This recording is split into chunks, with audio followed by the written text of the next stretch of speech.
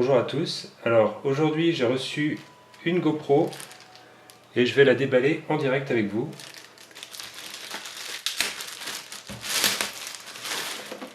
C'est quelque chose que au départ je m'étais dit que je n'achèterais pas parce que j'aimais pas trop l'effet fisheye, mais apparemment on peut un petit peu éviter ça. Puis je me dis que ça va être pas mal aussi à utiliser pour les voitures et ça, pour filmer dehors, etc. Bon, j'avais envie d'essayer, voilà. Donc voilà. Alors, d'accord, il faut l'ouvrir par là.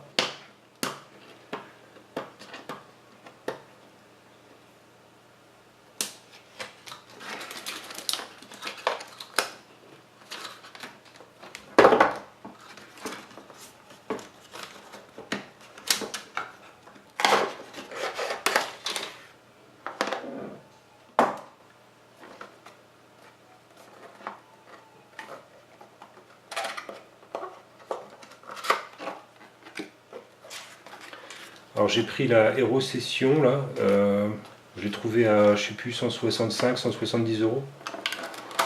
Bon c'est pas mal je pense, ça fait du 60 images par seconde en 1080p. Évidemment il y avait la 4K mais bon je suis pas prêt de poster des vidéos en 4K. Donc pour l'instant ça correspond au format de vidéo que je poste sur ma chaîne, et même encore mieux puisque ça fait du 60 images par seconde. Sachant qu'aujourd'hui mon caméscope fait du 25 ou 30 images par seconde maxi, donc c'est bien pour les images dynamiques, évidemment. Alors ça c'est des bases alors. Ouais d'accord, c'est des bases qui s'accrochent, enfin qui... Ouais, j'espérais trouver une base aimantée, mais j'ai l'impression que... Je sais pas comment ça marche. J'y connais rien en GoPro, hein. Franchement je débarque complet. Donc là je crois que je vais lire la notice et je vais vous épargner ça. Ouais, donc c'est bien ça, il y a une fixation adhésive plate à mettre où on veut, mais une fois quoi, et une fixation adhésive pour casque.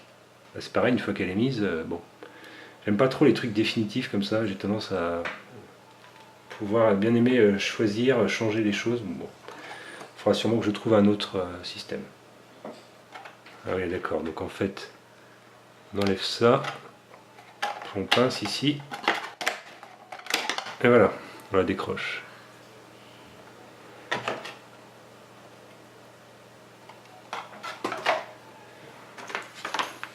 Et dans la doc, on apprend tout de suite que, en fin de compte, il n'y a pas de carte mémoire embarquée avec.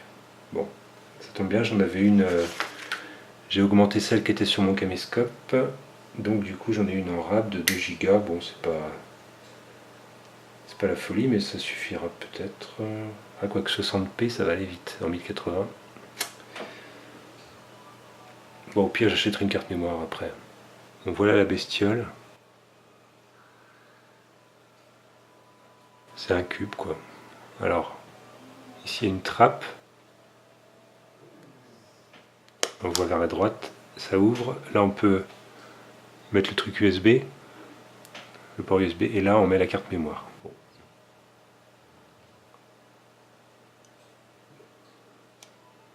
Un bouton qui a l'air lié au Wi-Fi ici, et puis on a un bouton ici qui sert à allumer et enregistrer.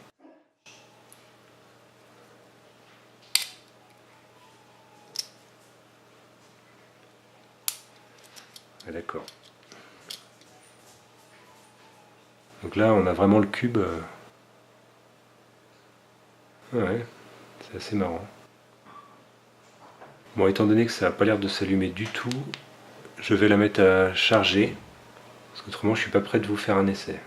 Ce qui est fourni avec, c'est vraiment juste le câble qui sert donc à, je pense, à le vider au niveau des datas et à le charger en termes de jus. Mais c'est, il n'y a pas de transfo fourni avec. Il faut le mettre dans un truc comme on a avec les téléphones ou bien directement dans un PC, quoi. Bon. Ok, donc il y a des témoins qui s'allument quand c'est en charge. Je vais le laisser charger un petit moment comme ça et je pourrai faire un test tout à l'heure. Bon, on est pratiquement 2 heures plus tard. Là, j'en peux plus. La charge n'est pas complète, mais j'ai envie de tester.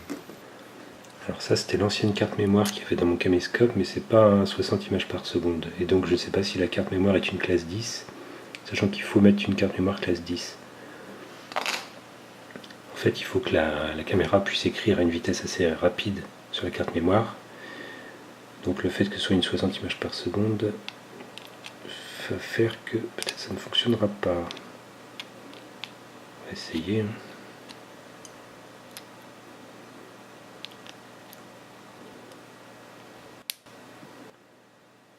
En gros, je vais allumer.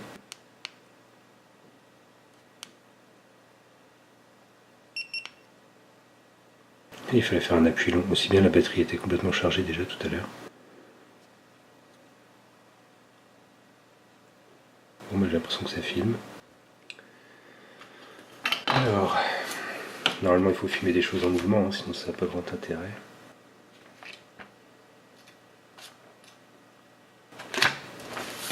Allez, on va voir ce que ça donne. Alors j'ai branché la caméra en USB sur l'ordi. Ça allume en fait comme quand il y a une charge, hein, comme j'ai fait tout à l'heure. Par contre, ça n'a pas montré de lecteur sur l'ordi. Donc là, je vais appuyer sur un bouton, ce que j'ai vu tout à l'heure. Un bouton ici. Ben voilà, quelque chose qui se passe sur l'ordi. Je pense qu'il y a un lecteur qui va apparaître. What? En fait, ça m'a pris une série de photos. Bon, je crois que j'ai pas tout compris là. Ou alors justement, c'est lié à ma carte mémoire qui n'est pas capable de faire de la vidéo, donc il a fait ce qu'il a pu. Il a pris une série de photos au rythme qu'il a pu. Faut que j'essaye une autre carte mémoire.